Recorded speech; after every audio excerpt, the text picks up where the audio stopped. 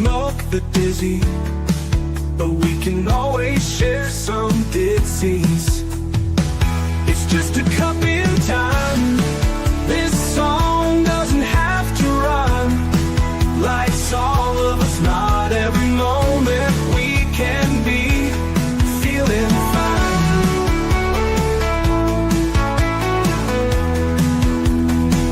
I wanna share a moment, just a second if you will, maybe even a cup of thrill. We could share this performance. It's tea time, come sit with me. Well, welcome guys. Miss Liz in the house, and that's right, I have a returning guest of 5 times. That's right, it's going to be his 5th time on Tea Time, so I guess he kind of likes what Miss Liz serves at the table. We're going to be serving his tea today, and his tea is teaching edible, I'm not saying that right, authenticity. I will get Jeff to say it. I didn't say the second word right. I will get him to say it. My tongue just is twisting all in different ways lately. If some of you've noticed, Miss Liz is having a little bit of speech problems because my conversion has flare up. So some words I can't pronounce and I can't. So just take into account that Miss Liz will get her guests to say those words that I can't say. Before we get started, we're going to get everybody over to Miss Liz's YouTube channel, Spotify, Facebook, LinkedIn, TikTok, all of those platforms. You know where they are. Give it a quick subscribe, follow, and share these tea times out because they all do make a difference, one cup of tea at a time. So let's get started with disclaimer and then an intro, and then let's get Jeff in here, and we're going to serve that tea, and he's going to tell me what that second word is because I can't say it. Disclaimer for Miss Liz's Tea Time live shows. Miss Liz's Tea Time is a global platform dedicated to sharing real-life stories, diverse perspectives, and meaningful conversations that inspire awareness, healing, and connection. I'm Miss Liz is going live using StreamYard. Before leaving a comment during the live broadcast, please grant StreamYard permission to display your name at StreamYard.com. Please be advised that all the content brought forward during any Tea Time show is presented in good faith. However, discussions may include opinions, beliefs, and perspectives that do not necessarily represent the views of Miss Liz or the Tea Time platform. Information shared by guests is based on their own experiences and perceived to be accurate at the given time of airing. All guests, viewers, and participants are responsible for using their own judgment when considering any action or decisions that may relate to these discussions. Some episodes may include and cover sensitive topics, including but not limited to trauma, abuse, grief, mental health, and other emotionally triggering subjects. Listeners' and viewers' discretion is strongly advised. Tea Time with Miss Liz is an open discussion forum designed to offer insight, inspire awareness, and create connection. It is not a substitute for professional, medical, legal, or therapeutic advice. If you require professional support, please seek assistance from qualified professionals or trusted resources in your area. If you have any questions regarding this disclaimer or the content of the discussions, you are welcome to contact me, aka Miss Liz, directly at my email, bookingmissliz@gmail.com, or visit the link tree Miss Liz's Tea Time. By choosing to participate in, comment on, or view these live shows, you acknowledge and accept this disclaimer. Your participation is entirely voluntary.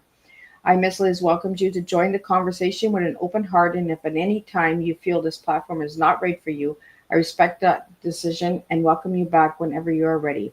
Tea Time with Miss Liz is serving truth and awareness one cup at a time. Now let me give you a little bit on Jeff. So today I am beyond thrilled to welcome back a familiar face and a friend of Tea Time's table, Jeff Rasley, joining us for his 5th visit. Jeff has become a true part of Miss Liz's community through his thoughtful storytelling, deep reflections, and passion for humanity. Each time Jeff returns, he pours something new into our cups, a little more wisdom, a little more truth, and a lot more heart. So grab your tea, settle in, and join us as we revisit old lessons and uncover new insights with someone who truly walks the path of purpose and present. This afternoon, we'll travel through mountains, memories, and meaning with Jeff, humanitarian author and global explorer. From the Himalayas to humanitarian efforts across the world, Jeff has shown the adventure isn't only about where your feet take you, it's about where your heart leads you. His life is a lesson in service, compassion, courage, proof that we can all climb higher when we lift others along the way. Let me get Jeff in here and let's spill some tea together. Welcome, Jeff. Thank you, Liz. So good to be back with you again. Well, it is nice to have you back. I think you are my running guest. I think it's between you and Lugman. I think Lugman was on here 5 times too. So it's always nice to see familiar faces. Well, I'll have to do number 6 so I can move into first place. Right? Ah, Yeah. this is how it works, guys, all my listeners out there. And my guests just like coming back for more tea. So, Jeff, I couldn't pronounce that second word. What is that second word that you gave me for your tea? Equitable? Equitable? I've never heard that word before. So let's get into the tea right away. Let's get that teaching, equitable authenticity out there right away. Let's get that tea flowing.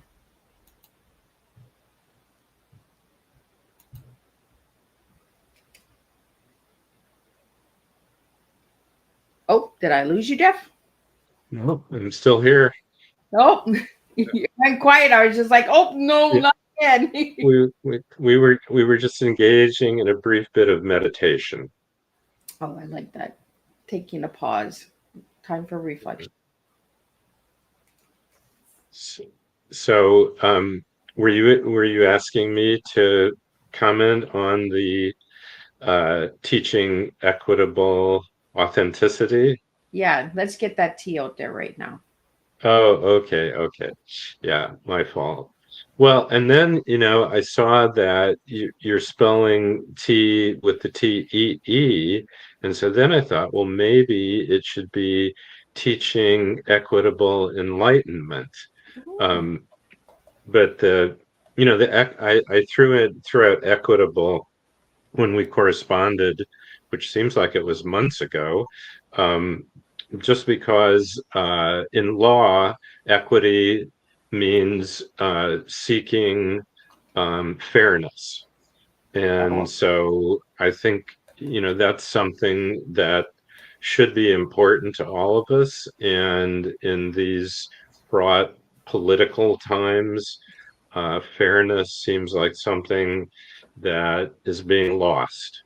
That in both of our countries, with the extreme partisanship, uh, you know, fairness used to be something that we really valued, that most everybody valued, and it doesn't seem like that so much anymore, at least not by the people with loud voices in, in Washington, D.C. or Ottawa.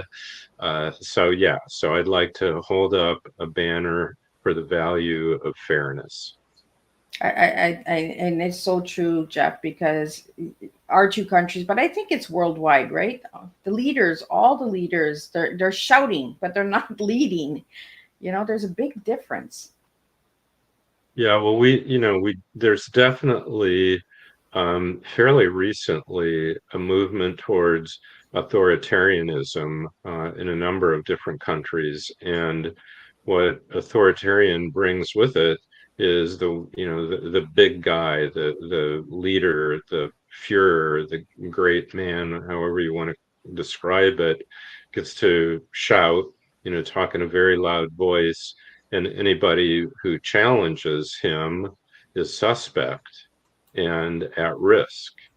And it's a very dangerous movement that seems to be happening. And I hate to say this, but for those who studied history, it more and more looks like the 1930s, and we know where that led. A 1930s repeat.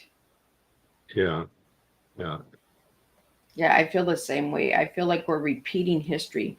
We're not learning from history, right? Because we're not really studying history. We're just trying to put it under the covers and try to repeat it, but in a new blanket kind of way. Yeah, one thing I will say though that gives me more hope than I thought I would have about this next generation is there's been now these Gen Z revolutions that have taken place. The kind of my second home, Nepal. There was a Gen Z revolution that overthrew the government.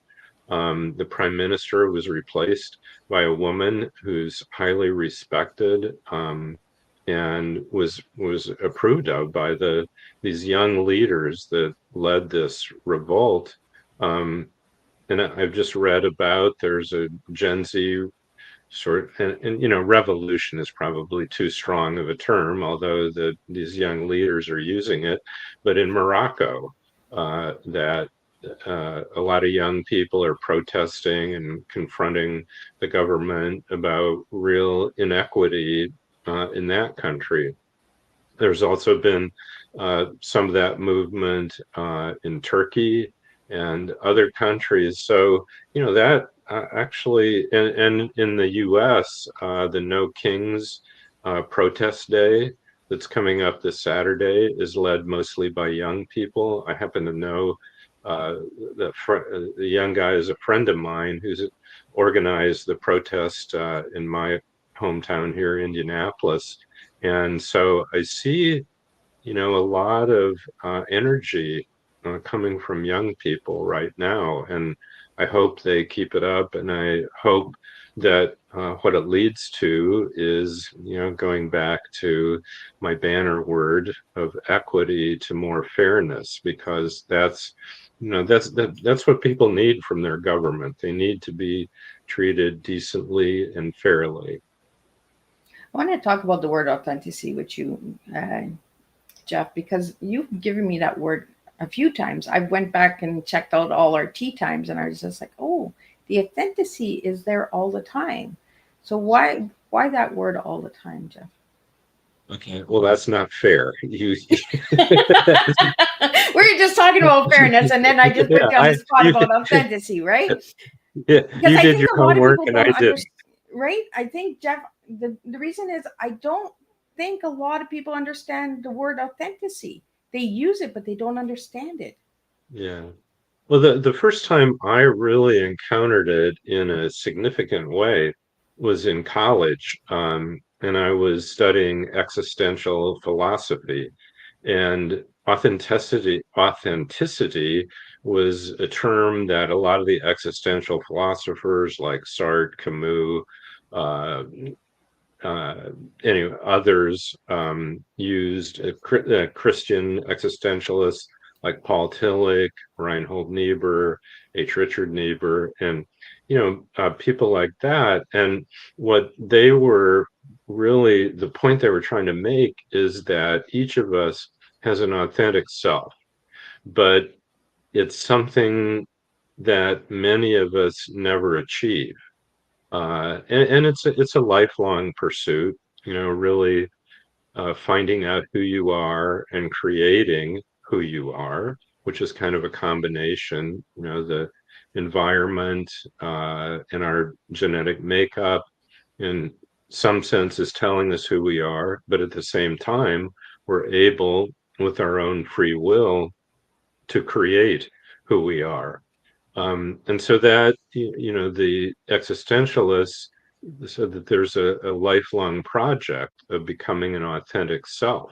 And so that, anyway, that's where I discovered it. And, each individual could apply it to themselves and have it mean in terms of who they are, uniquely that individual, but sort of on a more universal global level. It means that it means being who you really are, as opposed to being fake, as opposed to being what the environment, what the government, what authorities tell you should be. And I think that's what I really like about our conversations is, the real and rawness of it. And like you called me out, you was like, that's not fair. We were just talking about fairness, having that open conversation about words, because there's so many words that are being used in today's society and in programs and services that they have no idea what the words mean. They're just using them because they're big fancy words, right?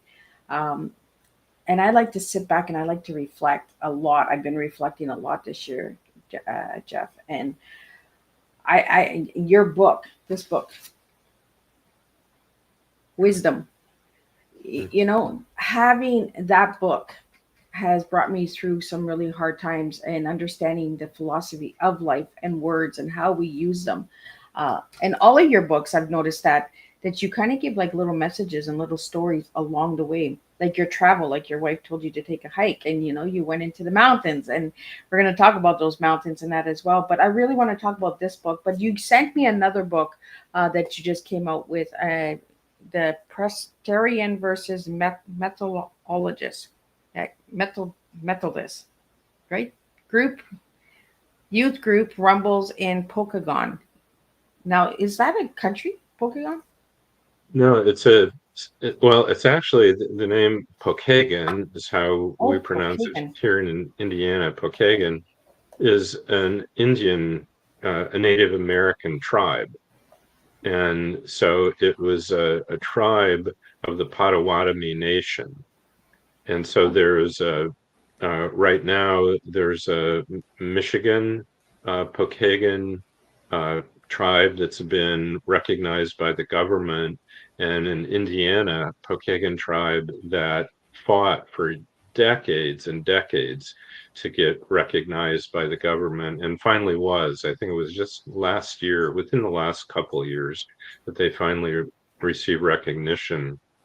But anyway, so there's a state park in Indiana called Pokagon State Park, and the setting of the book is in Pokagon State Park. And is that where you've been traveling? Because I follow you all over the place. Like you take me like on a travel with all of your journeys through your pictures and history and storytelling. And I think that's what I really like about your books as well, Jeff, is that they take you on a travel.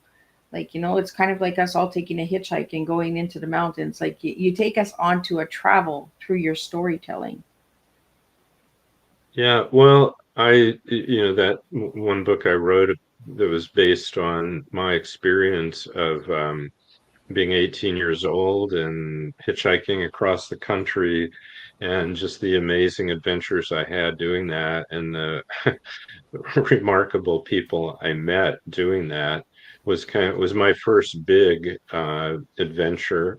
And it just sort of, lit a fire. And I suppose that became part of my discovery of my authentic self, was that I love to travel and meet different people, experience different cultures, hear different languages and accents. And so it just it's enriched my life tremendously. And so I hope to continue doing it. Well, you've been busy, because the last time I did my research on you, you only had 14 books. Now you have 18 books out there.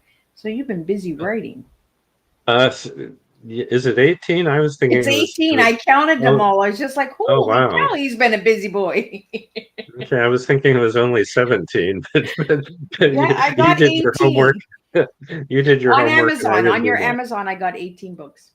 Oh, okay. Well, I guess they're all there. So if it's 18, it's 18. Yeah, you've been busy. So which one was the hardest one to write, Jeff? Oh, the hardest one was definitely the first one, which was bringing progress to paradise, what I got from giving to a mountain village in Nepal. It was the hardest to write because I'd never written a book before. I'd written a fair number of articles. I had quite a few articles published before the first book, and I was lucky. I had a really great editor to work with through the publisher, and one, one of the interesting things she kept asking me, because when I queried her publisher about the book, I only had 3 chapters fully written. And so I was sending her, each chapter that followed. And she would ask me, okay, so now what is your theme?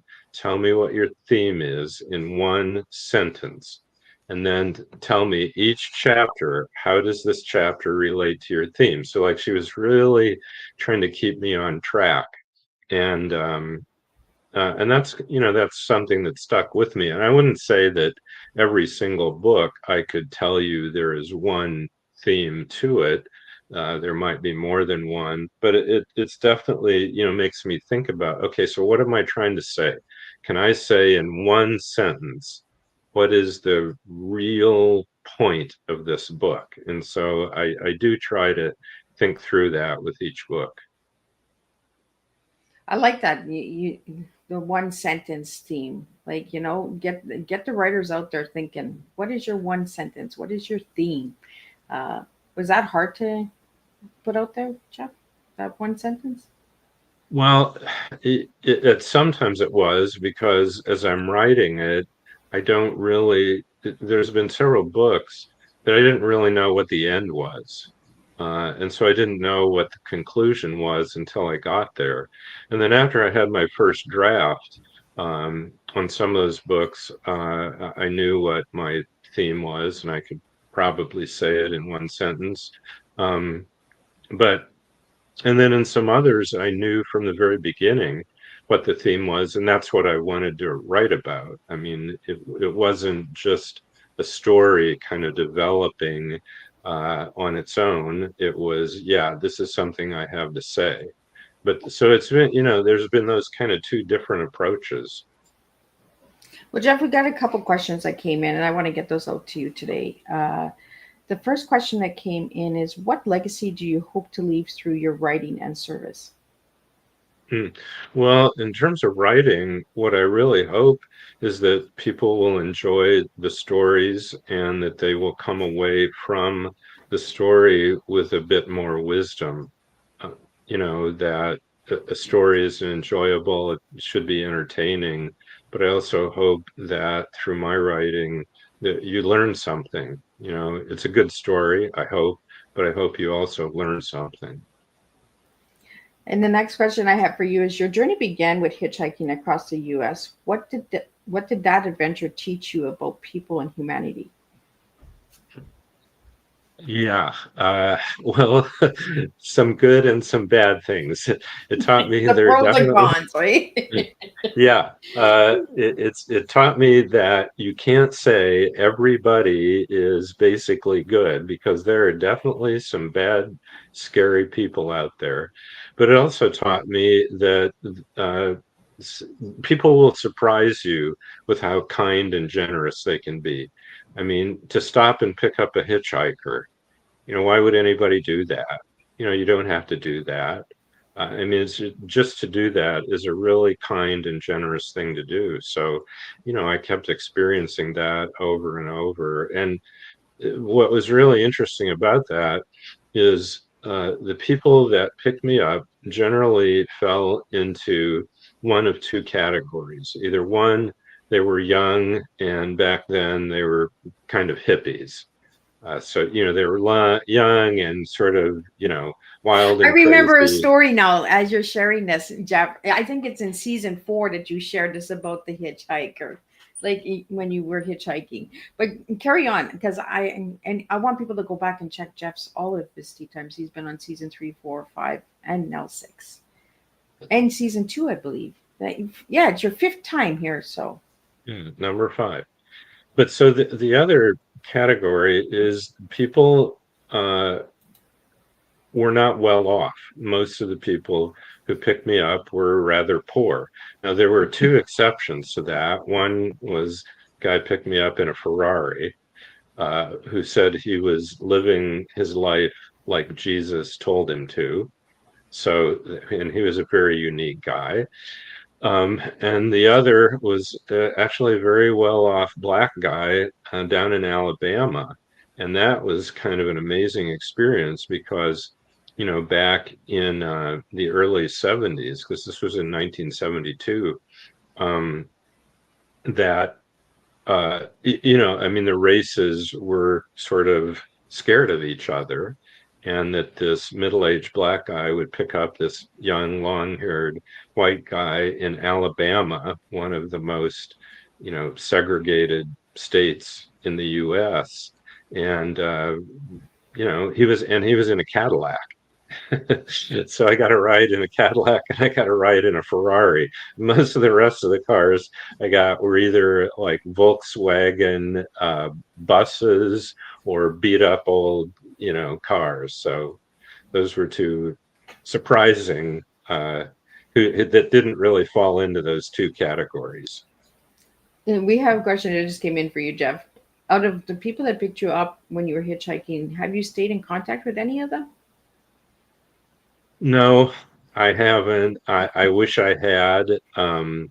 There was the guy in the Ferrari I stayed in touch with for a while, and I don't know why, but we drifted apart, and I have no idea how to get in touch with him.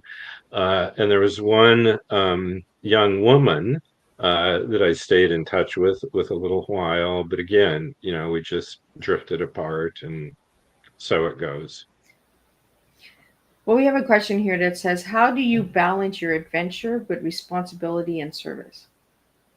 Uh, yeah, tough question. I don't have easy questions here that came in.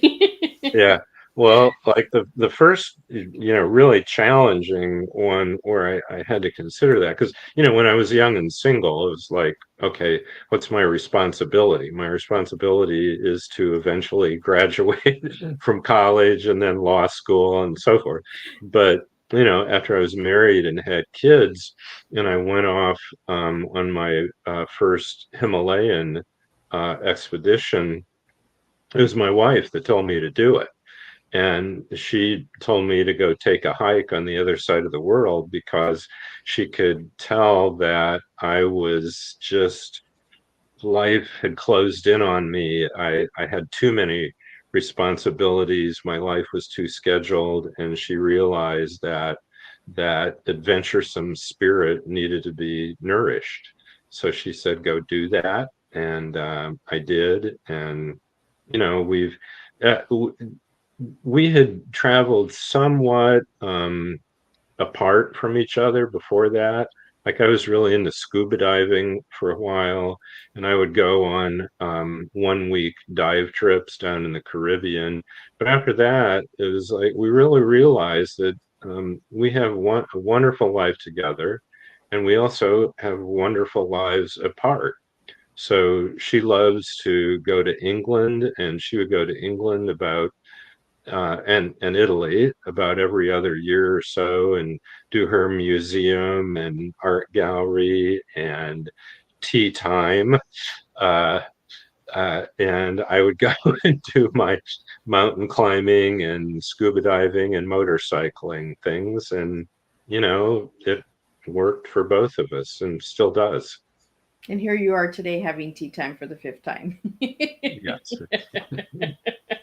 And she permits me to do it. She's like, see, you enjoyed tea. Yeah. It's a different type of tea that I serve. Um, and you mentioned the Caribbeans, and there was a question here: Himalaya or Caribbeans? Your favorite adventure, Jeff?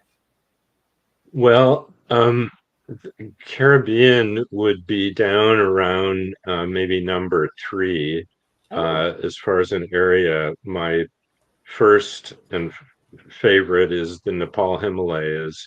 My second is actually Pacific Islands, particularly Palau, which is an island nation, very small island nation in the Pacific, not too far from the Philippines. And three different times I've gone there and went scuba diving for 1 week, and then took a second week and solo sea kayaked from one island to another, camping out by myself on different islands that I would paddle to during the day. And those were just fantastic adventures. But being up in the Himalayas is number one. well, I guess I got my answer, but I'm going to ask you this one: mountain trekking, scuba diving, or kayaking. What's your top pick? But you just said the hiking, so Yeah, but I have to say, unfortunately, age and a hip replacement have caught up with me. So, in terms of high altitude trekking or mountaineering, that's probably in the rearview window. But I still kayak regularly, although I haven't been on a sea kayaking adventure for a number of years now too. But and scuba diving, I haven't done that either for quite a while. Both of my sons got certified, and I helped the dive instructor with getting them certified, because I have advanced open water certification. That was really delightful. And I thought the three of us would go diving regularly. And on our first dive together after they were certified, the older boy started bleeding into his mask and he had a nosebleed, had a terrible time. So he said, okay, this isn't for me. The younger one and I went on another couple dives together, but now he's a busy young guy with a 4-year-old child, and so he's kind of where I was uh, back when my Alicia told me to go take a hike. Now the son is being told go take a hike. Yeah, so I need to tell him to go take a dive. Go take a dive. And I think we've never talked about the scuba diving in all the times I've had you on Teatime, Jeff. I think this is the first time I'm hearing about the scuba diving. Well, the only writing I did about it is in a book called Island Adventures, and it's a series of adventure stories and essays that I experienced, and what I got from experiencing in islands in the Caribbean and islands in the Pacific, and the Greek islands. And So in some of those stories involve scuba diving, but yeah, I've never written a book, or I can't even remember writing an article that was focused on scuba diving. Well, I'm going to get into the pickleball because everybody's waiting for the pickleball, because Jeff is the one that opened my eyes to pickleball. Because when I first heard the word pickleball, I thought it was like somebody throwing a ball that looked like a pickle, but that's not what it is. Do you want to share a little bit about what pickleball is for the listeners that don't know what pickleball is? Because I know what it is now, but some of my listeners don't. Yeah, in fact, I was just playing this morning. Oh, look at that. Did you win? Yeah. I think I played 6 games and I won 4 and lost 2. So, not bad, but not great. Well, the first time I heard pickleball, I thought the same thing. I thought, okay, this has got to be some kind of really ridiculous game. But it's kind of a combination of tennis and badminton and ping pong, table tennis. It has elements of all 3 of those different games, and it's played with a paddle that's a little bit bigger than a ping pong or paddle, and it's played with a ball, which is kind of like a wiffle ball, and it's played on a court that is about half the size of a tennis court. So, and then the rules are somewhat similar to tennis, and the scoring is actually more like badminton or volleyball, because anyway, so excuse me. So read my pickleball book and you'll learn how to play. And you'll get to learn about it. Yeah. I was really interested because when I heard the word pickleball, me and Jeff had some really good laughs on the first show about the pickleball. So check that out on season 2. And that's what I like, is I like the memories that we had together, Jeff.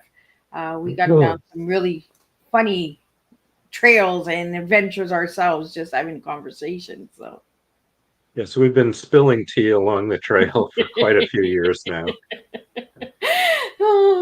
Yeah, it's been 5 years that we've been spilling tea, so it's been a while, right? We have our own adventures, and that we have a question that came in, Jeff, and it says, biggest life lesson you've learned from all of your travels.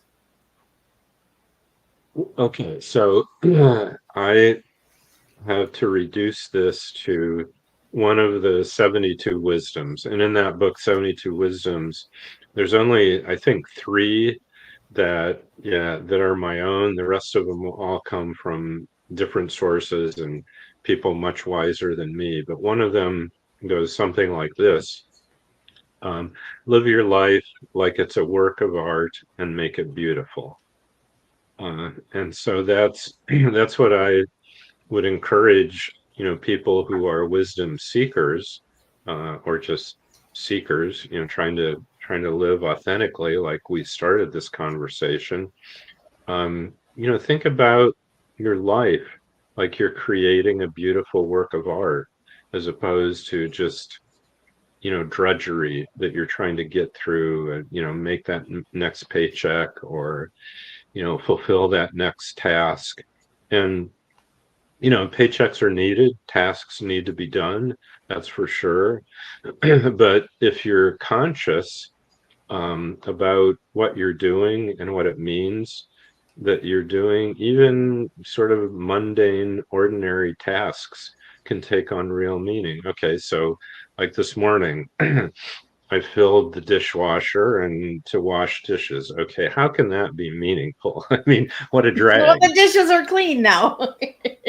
Well, exactly. And I did something that benefits my wife and me. The kids are all grown up, but still, this was a task that I could pay attention to, look at each item I'm putting in the dishwasher, brings back memories. I mean, some of these glasses that I put in the dishwasher, we've had for 20 years.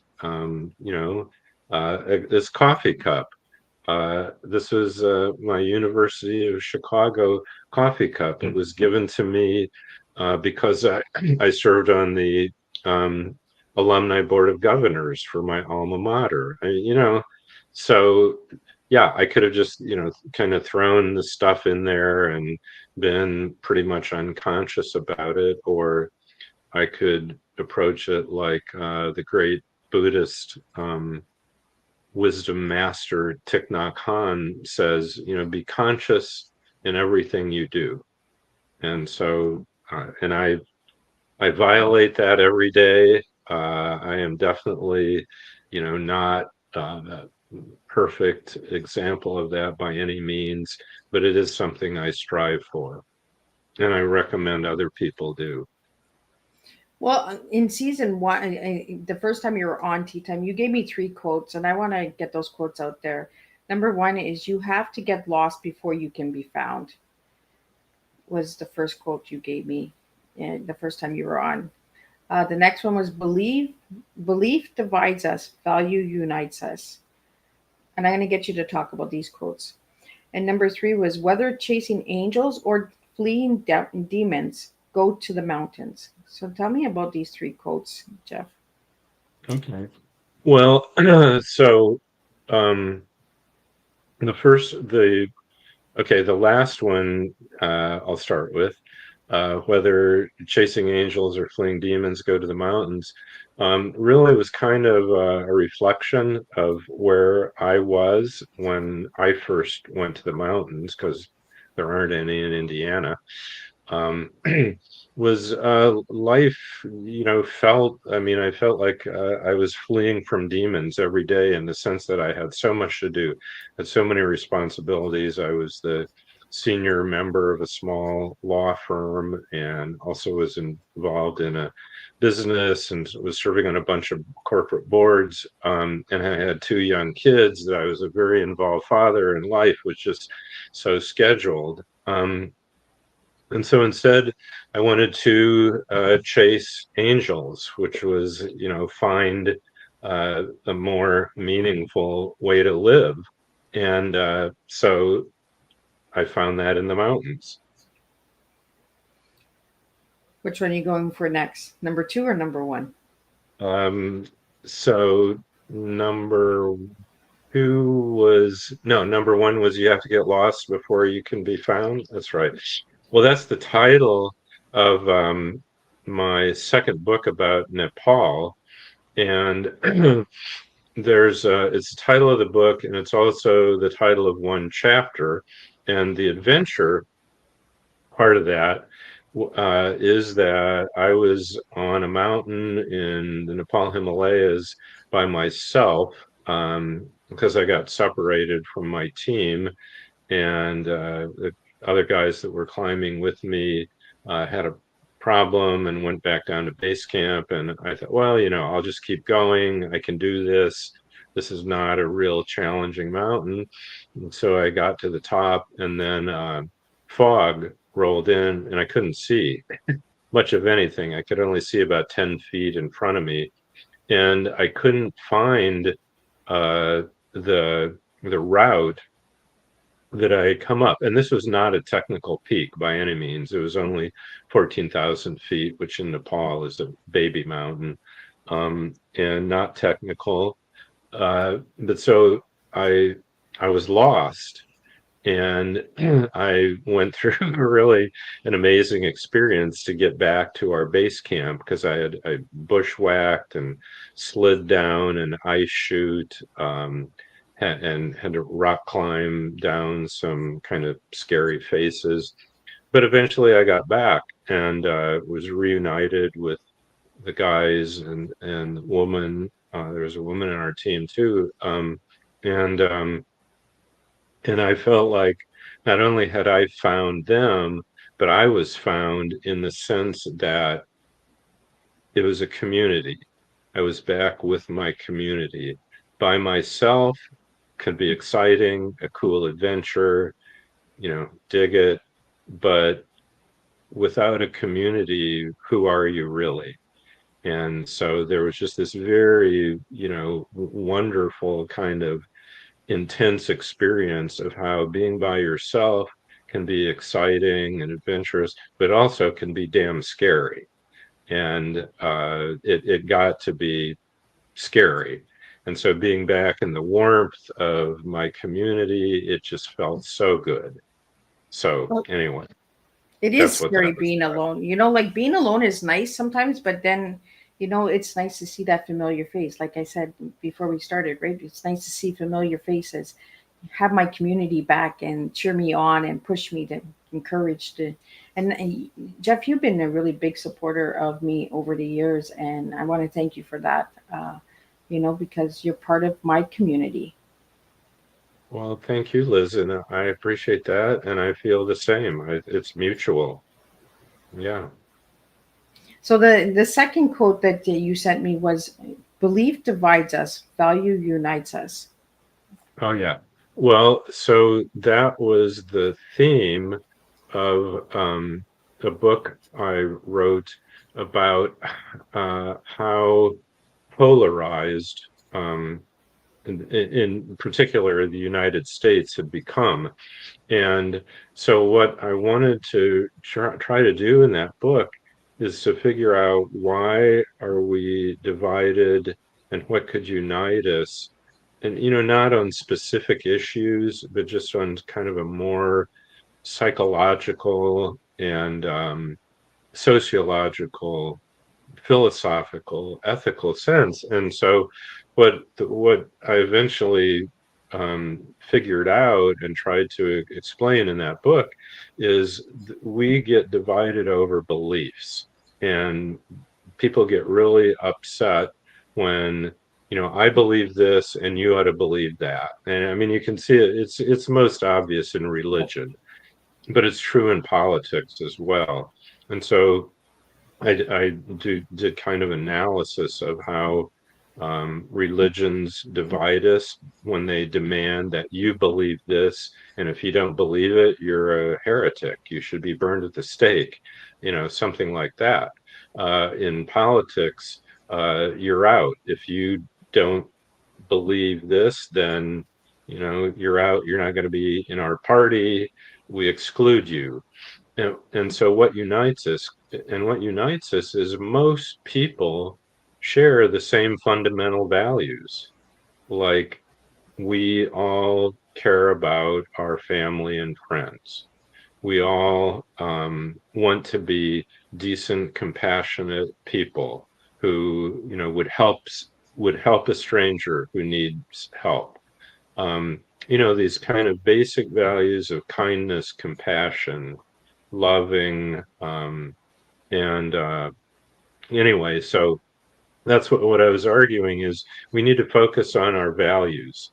And if we do that, we will find that we really are much more united than it seems like. But we have to also get rid of demanding that other people believe the same things that we believe. Right? Like, let's care to disagree. I had this conversation last night with someone, like, where did we come to the part where back in the day, if we had an argument with our siblings or something, we had a good old fist fight and then we were having a beer 10 minutes later, right? It was like, let me get it all out. And hey, Richard, do you want a beer? Well, Richard's my dad's name. I'm using my dad as an example. My uncle and my dad would have an argument and they'd have a fist fight. And 10 minutes later, Richard, you want a beer? Like, you know what I mean? But today it's like, I'm going to block you. I'm going to delete you. I'm going to, put the walls up for the next 10 years.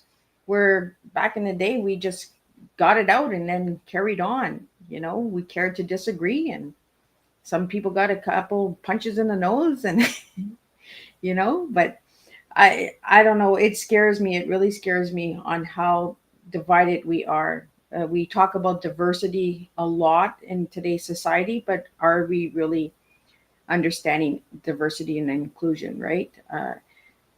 Understanding that we can care to disagree and have that clean debate.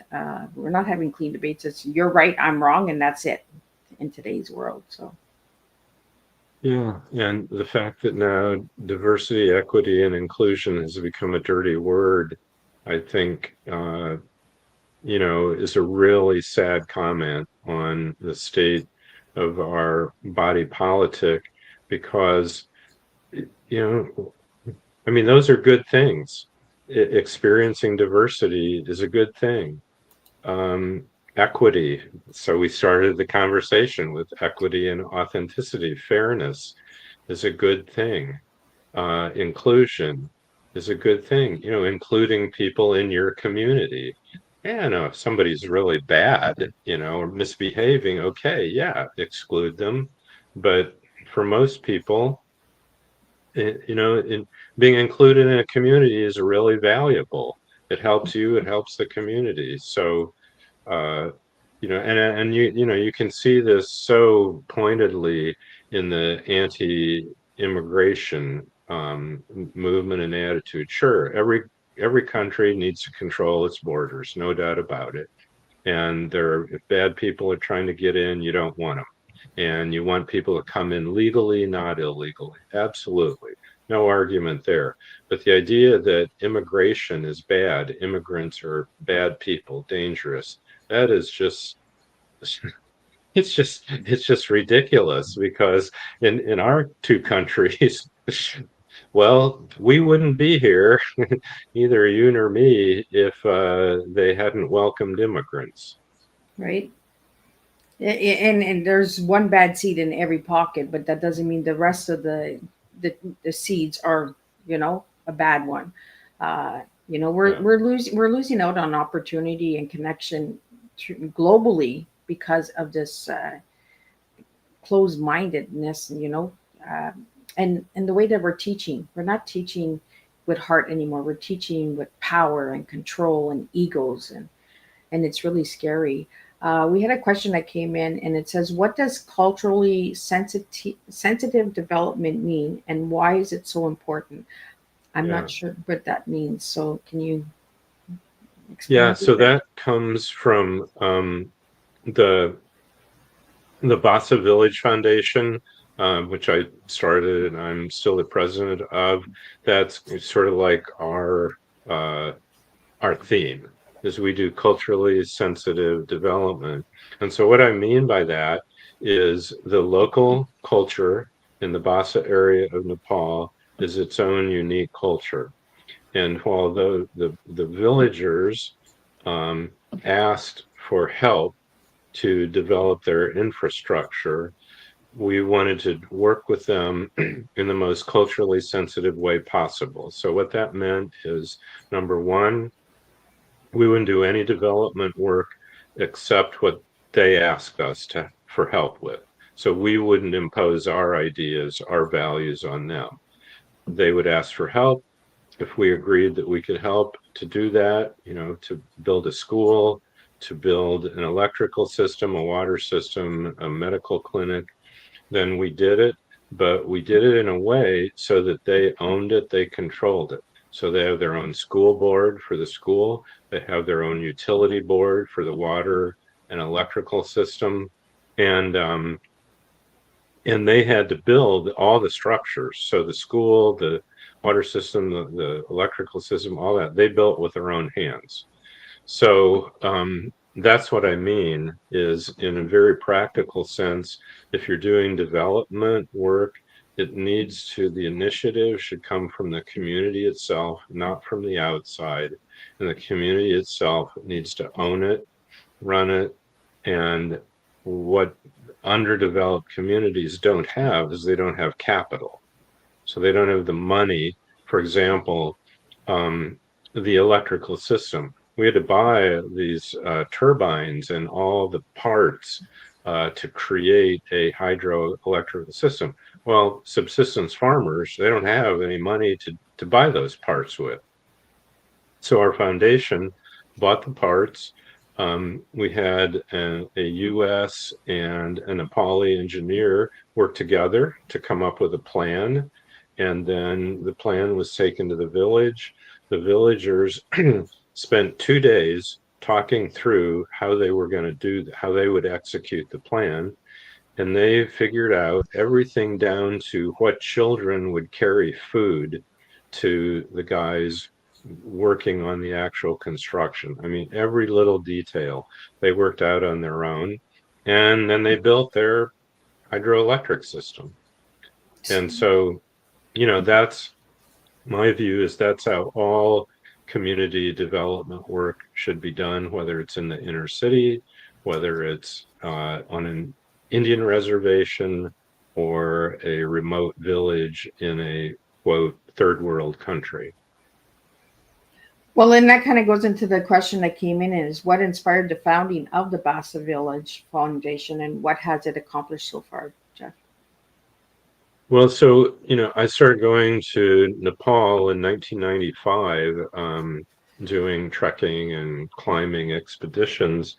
And each time I went, I would try to do some, kind of philanthropic project, whether it was just bringing a bunch of shoes or coats, or doing a fundraiser through my church to help support a local school, whatever. But so in 2006, I hired a different outfitter company than the one I'd been working with, to be our guides, our porters, our cook on a mountaineering expedition. And the company I connected with, the owner and everybody that worked for it, was from this little village called Basa. And when you're on a mountaineering expedition, you get really close to the people you're trekking and climbing with. I mean, it's an intense experience. And I got very close to these people, and they were wonderful. I fell in love with them. Never been to their village, but at the end of the expedition, the owner of the company, whose name is Niru Rai, and our head guide, whose name was Ganesh Rai, because they're this tribal ethnic group, the Rai people, so all of their last name is Rai. They said, we have this little school in our village. It has 3 grades. We really want to add a 4th and a 5th grade. And for $5,000, we could buy all the materials we need to add the addition to the school, and the supplies, the benches for the kids to sit on. And we could pay 2 teachers' salaries for 3 years. All of that for $5,000. So I said, yes, of course I'll help. And what I wanted to do, though, was rather than just give them $5,000, I wanted to create the synergy from other trekkers and climbers and start a relationship with this village. And so we did that. And then in 2008, I went to the village for the first time, and it was one of the most incredible experiences of my life. The entire village was lined up, 300 people, with leis, flowered wreaths to put around our necks. And it was an amazing, wonderful experience. And so I went back 5 more times over the next few years. And anyway, so that's how it began. Yeah, because you sent me that picture with the lays around your neck, and I never knew the story behind it. Now I know the story behind it. Yeah. So, and that's how every time people from our foundation have come back, whether I'm involved or not, that's how they greet us. I Yes. mean, just think of that these people who are subsistence farmers take the time to put those leis, one little flower at a time, and enough that they can, I mean, they'll stack up. I mean, they'll stack up so you can't see because, They'll cover you right up in flowers. yeah, they basically cover you in flowers. That's how they welcome you.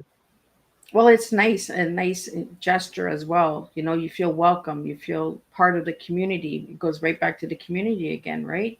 Uh, you know, Yeah. I want to thank you for what you're doing with Basa Village Foundation, and for anybody that wants to know more about that, check out Jeff. If you want to just give out a shout out for your website and stuff like that, where they can find all your books and all that good stuff. Oh, yeah, thanks. So my full name is Jeffrey, which is what my mom called me when I was in trouble. So Jeffrey Rasley, Rasley, .com. That's my website, and it has information about the Basa Foundation and my books. And I'm also in various social media platforms and have an author page on Amazon.com, so I can be found in any of those ways, or just Google my name, and I think the website will come up. Or you could always check out all of his crazy tea times that he had with Miss Liz. Absolutely, that would be the best way. It was really an adventure through the years with you, Jeff, because I got to see the change in you, appearance and posture, stuff like that, different room settings and that as well. I think you've always been in the same room though. Well, this is actually my older son's bedroom until he moved out, and Alicia and I had added an office over our garage, but after he moved out, I decided I would take over this space and make it my office, because in this window right off here to my right, I can look out and see the White River and trees, and it's a lovely view.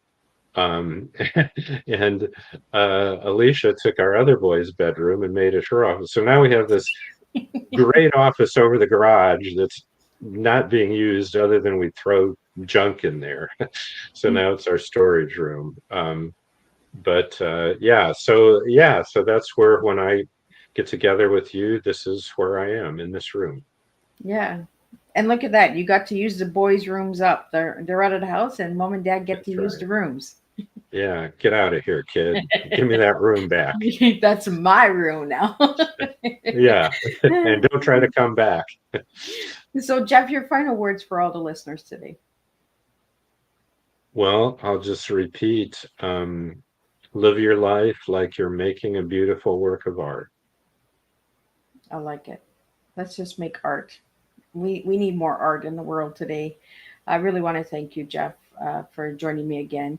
It's always a pleasure to see your face and have my community come back and support Miss Liz time and time again. And Jeff, I'm going to check. You might be in the lead. I'm not sure. Maybe Lugman. We'll check it out and we'll see who's in the lead for tea time appearances. But Jeff and Lugman are pretty close. And if it's a tie, we'll have to have a coin flip for a tiebreaker. Right. Who gets to be number 6 first? There we go. So I'm just going to do a closing summary of what we did today. As we wrap up today's tea time, I want to take a moment to thank Jeff Rasley for returning once again and sharing his light with all of us. 5 visits and still brewing strong. That says a lot about the authenticity, depth, and humanity he continues to bring to the space. Jeff's message reminds us that life is a continuous expedition, not just across mountains and countries, but through self awareness and service. His journey shows that giving isn't about grand gestures, but about compassion that endures. To everyone tuning in, thank you for sharing this cup of reflection with us. You can catch the replays of all Miss Liz's tea times on my platforms on YouTube, LinkedIn, X, Twitter, and Facebook. Until next time, keep planting those seeds of change, one story, one cup, and one act of kindness at a time. And I will see everybody at 7 p.m. with the second tea time of today.